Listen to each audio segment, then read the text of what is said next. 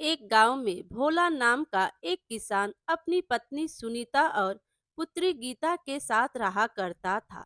भोला बेहद गरीब था।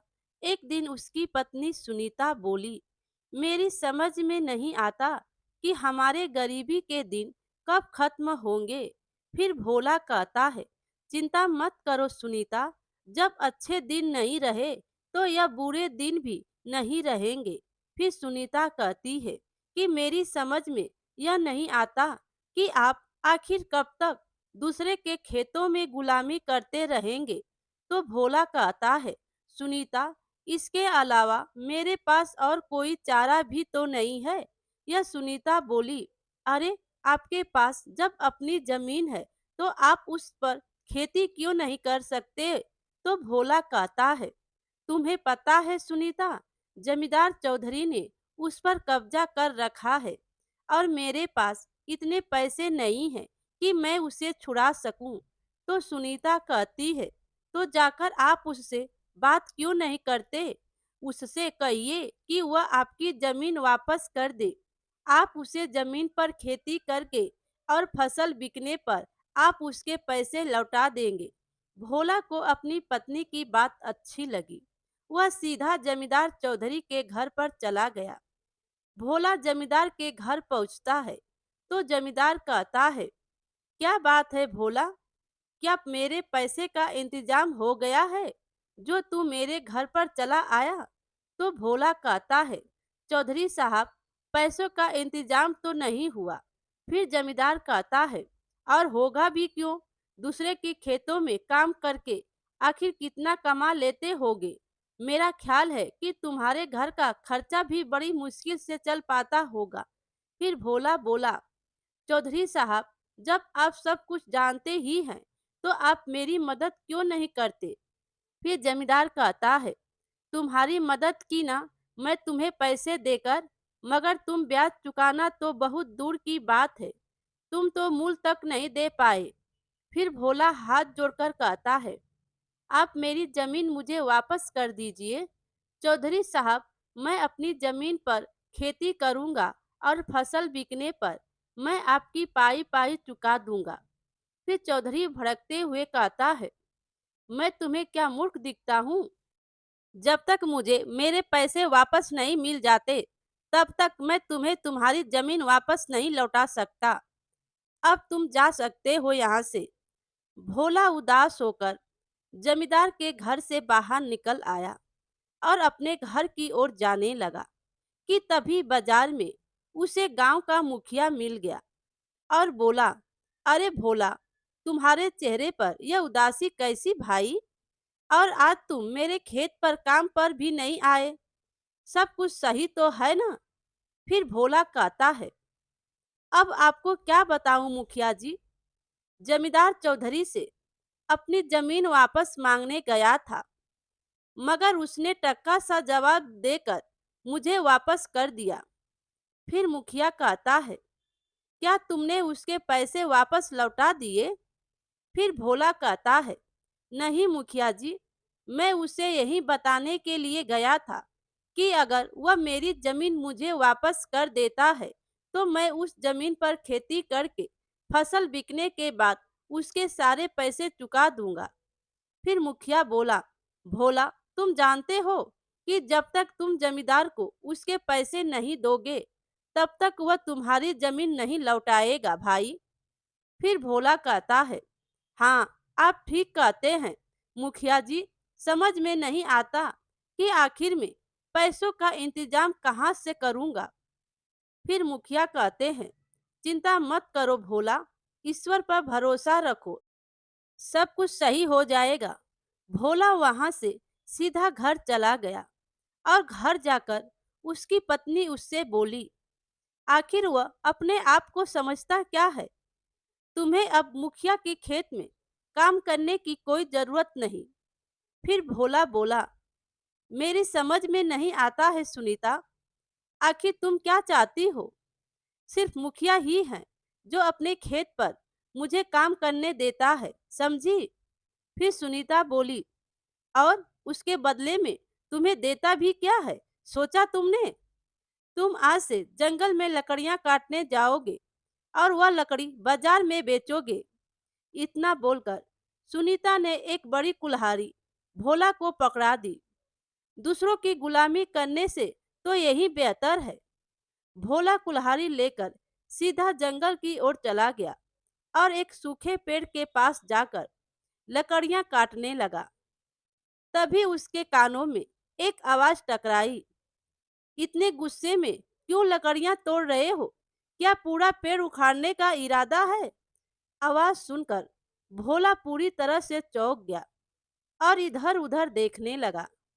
तभी उसके कानों में आवाज फिर से टकराई, अरे, इधर उधर क्या देख रहे हो? जरा अपने पेड़ के सामने देखो, मैं हूँ। भोला ने जैसे ही अपने सामने पेड़ के ऊपर देखा तो उसे एक सुंदर रंग बिरंगी बड़ी सी चिड़िया नजर आई। भोला हैरत से उस चिड़िया की ओर देखकर बोला, तुम तो इंसानी भाषा में बात कर रही हो, यह कैसे संभव हो सकता है?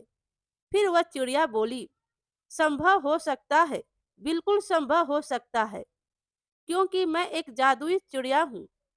फिर भोला बोला, मैं इस जंगल में पहले भी आता जाता रहा हूँ, पर मैंने तो इस तरह की जादुई चिड़िया पहले कभी नहीं देखी। फिर वह चिड़िया बोली, मैं इस जंगल की नहीं, बल्कि मैं यहाँ से बहुत दूर जंगल की हूँ, जहाँ पर इंसान नहीं आते जाते। फिर भोला बोला, तो फिर तुम यहाँ क्या कर रही हो?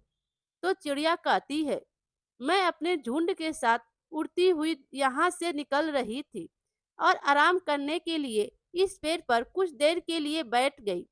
मुझे नींद आ गई और मेरा झुंड मुझे छोड़कर चला गया। तो इसका मतलब तुम अकेली रह गई? चिड़िया बोली, तुम चिंता मत करो, वह मुझे ढूंढने के लिए वापस जरूर आएंगे। फिर भोला कहता है, तब तक तुम क्या करोगे? तो चिड़िया कहती है, तुम मुझसे दोस्ती कर लो और मुझे अपने घर ले चलो। तुम मेरा ख्याल रखो, बदले में मैं तुम्हारा ख्याल रखूंगी। तो भोला कहता है, ओ कैसे? फिर चिड़िया बोली, पहले मुझे अपने घर तो ले चलो। इतना कहकर चिड़िया उड़ते हुए भोला के कंधे पर बैठ गई। भोला चिड़िया को लेकर सीधे अपने घर चला गया। इतनी सुंदर चिड़िया को देखकर भोला की बेटी गीता चहकते हुए बोली, अरे पिताजी, इतनी सुंदर चिड़िया? फिर भोला बोला, यह चिड़िया सुंदर ही नहीं, बल्कि जादुई भी है। पता है, यह बोलती भी है। तो सुनीता कहती है, यह कैसी बातें कर रहे हो तुम? भला चिड़िया इंसानी आवाज में कैसे बोल सकती है? तभी वह चिड़िया सुनीता के सामने बोल पड़ी, क्यों नहीं बोल सकती? जादुई चिड़िया सब कुछ कर सकती है। गीता और सुनीता बुरी तरह से हैरत में पड़ गई और उसे गौर से देखने लगी। तो चिड़िया बोली, मुझे इतनी गौर से मत देखो, क्या मुझे नजर लगाने का इरादा है? फिर सुनीता कहती है, नहीं नहीं, ऐसी कोई बात नहीं। फिर चिड़िया कहती है, तुम्हारे चेहरे पर इतनी उदासी क्यों है? जब से यहाँ आई हूँ, सबके चेहरे पर उदासी ही देख रही हूँ। फिर सुनीता बोली, अब तुम्हें क्या बताऊं जादुई चिड़िया, जो लोग गरीब होते हैं और जिनके पास धन नहीं होता, वो लोग उदासी होते हैं। फिर चिड़िया बोली, तो चिंता क्यों करती हो? तुम्हारी गरीबी दूर करने का हल है मेरे पास। जादुई चिड़िया की बात सुनकर भोला बुरी तरह से चौंक पड़ा और बोला, वास्तव में क्या तुम हमारी गरीबी दूर कर सकती हो? फिर चिड़िया बोली, तुमसे कहा तो है मैं एक जादुई चिड़िया हूँ। तो सुनीता कहती है, तुम हमारी कैसे मदद कर सकती हो? फिर चिड़िया बोली, मैं तुम्हें उस जगह का पता बता सकती हूँ जहाँ पर बहुत ढेर सारा धन गड़ा हुआ है। फिर भोला कहता है, तो फिर देर किस बात की है जादुई चिड़िया, मुझे जल्दी से बताओ। फिर चिड़िया बोली, तुम्हारे खेत में जो बहुत पुराना पीपल का पेड़ है, उस पेड़ के नीचे पुराने जमाने का प्राचीन खजाना गड़ा है। तुम रात के समय जाकर उसे वहां से खोदकर निकाल लेना। भोला उसी रात अपने खेत की जमीन से सारा धन खोद कर निकाल लाया। इतना ढेर सारा धन देखकर सुनीता की आंखों में अजीब सी चमक आ गई और बोली, इतना सारा धन तो मैंने अपने जीवन में कभी नहीं देखा। तो भोला कहता है, अब हमारे दुख के दिन समाप्त हो गए सुनीता। तभी वह जादुई चिड़िया भोला के कंधे पर बैठकर बोली, अब तुम इस धन से अपनी गरीबी दूर कर सकते हो। कुछ दिनों में भोला बहुत ज्यादा अमीर हो गया और जमींदार चौधरी के पास जाकर बोला, चौधरी साहब, यह लीजिए आपके पैसे और मेरी जमीन मुझे वापस कर दीजिए। फिर चौधरी जमींदार कहता है, अरे भोला, तुम खड़े क्यों हो? बैठो ना, मैं तुम्हारे लिए चाय बनाता हूँ। चौधरी की बात सुनकर भोला बुरी तरह से चौंक पड़ा और कहने लगा, चौधरी साहब, आप मुझे बिल्कुल अपने बराबर में बिठाएंगे? तो चौधरी कहता है, भोला, अपनी बराबरी में बराबर वालों को ही बिठाया जाता है। अब तुम हमारी बराबरी के हो चुके हो। मैंने देखा तुम्हारा घर मुझसे भी अधिक सुंदर बन चुका है। इतना बोलकर चौधरी ने भोला की जमीन के कागज लौटाते हुए कहा, भोला, जब आदमी धनवान हो जाता है तो उसके अंदर शासन करने की भी इच्छा होती है। एक दिन यह इच्छा तुम्हें भी होगी। इसीलिए तुम इस बारे में अभी से विचार करना शुरू कर दो। भोला खुशी खुशी अपने जमीन के कागज लेकर घर आकर अपनी पत्नी से बोला, आज चौधरी साहब ने मुझे अपने बगल में बिठाया और पता है, उन्होंने मेरे लिए चाय भी बनाया। और तो और उन्होंने ये भी कहा कि जब आदमी के पास धन आ जाता है तो उसे शासन करने की इच्छा भी होती है। उनकी यह बात मेरे को समझ में नहीं आई। भोले की बात सुनकर सुनीता बुरी तरह से चौंक पड़ी और बोली, इसका मतलब हमारा गांव में सम्मान काफी बढ़ चुका है। उनका कहने का मतलब यह था, बुद्धू, कि हमें अब गांव में और भी जमीन खरीदनी चाहिए। फिर भोला कहता है, लेकिन उसके लिए धन कहाँ से आएगा? फिर सुनीता कहती है, हमारी यह जादुई चिड़िया किस काम आएगी? इतना बोलकर सुनीता जादुई चिड़िया की ओर देखकर बोली, क्या तुम हमें और धन नहीं दे सकती? सुनीता की बात सुनकर सुनीता की बेटी राधा बोली, यह कैसी बात कर रही है माँ? याद कीजिए, कुछ समय पहले हमारे पास पेट भर के खाने को भोजन नहीं था। फिर भोला कहता है, अरे हाँ हाँ, हमें पता है भाई, हम बस इतना धन चाह रहे हैं, हम गांव की और जमीन खरीद कर उसमें खेती कर सके।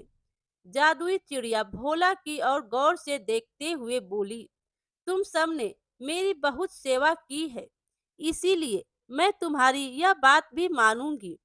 इस गांव के मुखिया की खेत के आगे जो जंगल है, वहां एक सफेद वृक्ष के नीचे एक राजा का बहुत पुराना सोने और चांदी का बक्सा रखा है। तुम उसे निकालो। भोला उसी समय उस सफेद वृक्ष के पास गया और वह बक्सा निकालकर घर ले आया।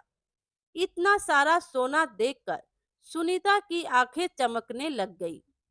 यह तो बहुत सारा सोना और चांदी है। इसे बेचकर तो हम पूरा गांव खरीद सकते हैं। फिर भोला कहता है, हाँ सुनीता, अब हम ऐसा ही करेंगे।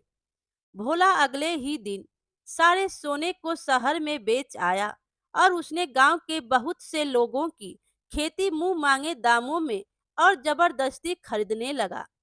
एक दिन भोला मुखिया के पास जाकर बोला, मैं तुम्हारी जो जमीन है उसे खरीदना चाहता हूँ। फिर मुखिया बोला, भोला, मैं जानता हूँ कि तुम बहुत धनवान हो चुके हो, लेकिन यह जमीन मेरे पुरखों की है भाई, मैं इसे नहीं बेच सकता। फिर भोला कहता है, मैं तुम्हारी जमीन की मुंह मांगी कीमत दे सकता हूँ। फिर मुखिया कहता है, अरे मैं तब भी नहीं बेचूंगा भाई। मुखिया की बात सुनकर भोला को अब क्रोध आने लगा। तभी वहां चौधरी आ गया और भोला की ओर देखकर बोला, भोला, जब सीधे उंगली से घी नहीं निकलता तो उंगली टेढ़ी करनी चाहिए। फिर भोला कहता है, मैं आपकी बात का मतलब नहीं समझा। भोला, मेरे बगल में खड़े मेरे साथी राजा को देख रहे हो? तुम्हें भी अब ऐसे लंबे चौड़े जवानों की फौज इकट्ठी कर लेनी चाहिए, तुम्हारे काम आएगी। फिर भोला कहता है, मैं आपकी बात का मतलब समझ गया चौधरी साहब। फिर चौधरी कहता है, अरे भोला साहब लगाकर मुझे क्यों अपमानित करते हो भाई? सिर्फ मुझे चौधरी कहो, अब हम दोनों दोस्त हैं। भोला मुखिया की ओर देखकर बोला, मुखिया, कल अपनी जमीन के कागज तैयार रखना। अगर तुमने मुझे सीधी तरह से अपनी जमीन नहीं दी तो मत भूलो कि चौधरी अब मेरा दोस्त है, मैं तुम्हारी जमीन छीन भी सकता हूँ। इतना कहकर भोला वहां से चला गया और मुखिया भी मुंह लटका कर चला गया। चौधरी का साथी विक्रम चौधरी की ओर देखकर बोला, मेरी कुछ समझ में नहीं आ रहा चौधरी साहब, आखिर आप भोला की तरफ कैसे हो गए? आपको तो उससे जलन होनी चाहिए कि कल का यह भिखारी आज आपसे भी ऊंचा हो गया। फिर चौधरी कहता है, तुम्हें क्या लगता है विक्रम, क्या मेरे कलेजे में सांप नहीं लौटता? तो राजा कहता है, तो फिर इसका कोई उपाय कीजिए। फिर चौधरी कहता है, उपाय कर दिया है। पहला कदम मैंने उसे अपनी बराबरी में उठाकर बैठा दिया था, दूसरा कदम मैंने अब उठा दिया है। तुमने शायद देखा नहीं, गांव वालों के दिलों में भोला के खिलाफ नफरत बढ़ रही है और बगावत भी। फिर राजा कहता है, लेकिन आखिर इसके पास इतना ढेर सारा धन आया कहाँ से? फिर चौधरी कहता है, मुझे इस बात से कोई मतलब नहीं, मैं तो यह चाहता हूँ कि यह दोबारा भिखारी बन जाए। रहा सवाल धन का, तो मैं खानदानी अमीर हूँ, मुझे धन की इतनी कोई लालसा नहीं है। धन की लालसा भोला जैसे गरीब भिखारी को होती है, जिन्होंने अपने जीवन में पहली बार धन देखा होता है। इधर भोला क्रोधित होते हुए अपने घर चला गया और सारी घटना अपनी पत्नी को बताने लगा। तो सुनीता कहती है, मुखिया की हिम्मत कैसे हुई आपके आदेश को ठुकराने की? और आपको चौधरी के आदमियों की भी मदद लेने की कोई आवश्यकता नहीं, हमारे पास जादुई चिड़िया है। फिर भोला कहता है, लेकिन वह कहीं नजर नहीं आ रही। तो सुनीता कहती है, छत पर गीता उसके साथ खेल रही है। फिर भोला कहता है, चलो उस जादुई चिड़िया के पास जाकर अब उससे कुछ ऐसा मांगते हैं कि जिससे सारे गांव के लोग सिर्फ हमारी ही बात माने। भोला अपनी पत्नी के साथ छत पर आ गया। वह जादुई चिड़िया से कुछ कहने ही वाला था कि तभी जादुई चिड़िया भोला की ओर देखकर बोली, मैं जानती हूँ कि अब तुम मुझसे धन नहीं कुछ और मांगना चाहते हो। फिर भोला कहता है, पर तुम्हें कैसे पता? तो जादुई चिड़िया कहती है, क्योंकि मैं एक जादुई चिड़िया हूँ। तुम चाहते हो कि मुखिया खुशी खुशी अपनी जमीन तुम्हारे हवाले कर दे। जादुई चिड़िया की बात सुनकर गीता क्रोधित होते हुए अपने पिता की ओर देखकर बोली, पिताजी, आप ऐसे सोच भी कैसे सकते हैं? बुरे वक्त में मुखिया चाचा ने हम सबकी मदद की थी। फिर भोला कहता है, तुम बीच में मत बोलो बेटी, तुम्हें शायद अभी अंदाजा नहीं है कि जब व्यक्ति अमीर हो जाता है तो वह यह बात बिल्कुल नहीं करता कि कोई उसकी बात ना माने। फिर गीता कहती है, तो फिर इस तरह तो चौधरी ने कुछ समय पहले आपकी जमीन पर कब्जा किया था, वो भी सही था। तो गीता की माँ कहती है, हाँ हाँ, वो सही था, उस वक्त हमारी समझ में नहीं आया, लेकिन अब हम चौधरी को समझ गए हैं। और मत भूलो गीता, अब चौधरी तुम्हारे पिताजी का दोस्त है। फिर गीता कहती है, चौधरी आपका दोस्त नहीं बल्कि आपका दुश्मन है। उसने आपके दिमाग में लालच का बीज कब बो दिया, आपको भी पता नहीं चला। पिताजी, और सच तो यह है कि आप दोनों दौलत को देखकर लालच में अंधे हो चुके हो। शायद इसीलिए आप दोनों को भगवान ने गरीब बनाया था। गीता ने इतना कहा ही था कि तभी रंग बिरंगी चिड़ियों का झुंड उड़ता हुआ छत की ओर मंडराने लगा। जादुई चिड़िया गीता की ओर देखकर बोली, मेरे साथी मेरे को लेने के लिए आ चुके हैं। गीता, अब मैं कोई आखिरी इच्छा ही पूरी कर सकती हूँ। अब तक मैं तुम्हारे माता पिता की इच्छाओं को पूरा किया। अब मैं चाहती हूँ कि अब कोई तुम इच्छा करो जिसे मैं पूरा करूँ। फिर गीता बोली, मैं चाहती हूँ कि हम सब फिर से गरीब हो जाए।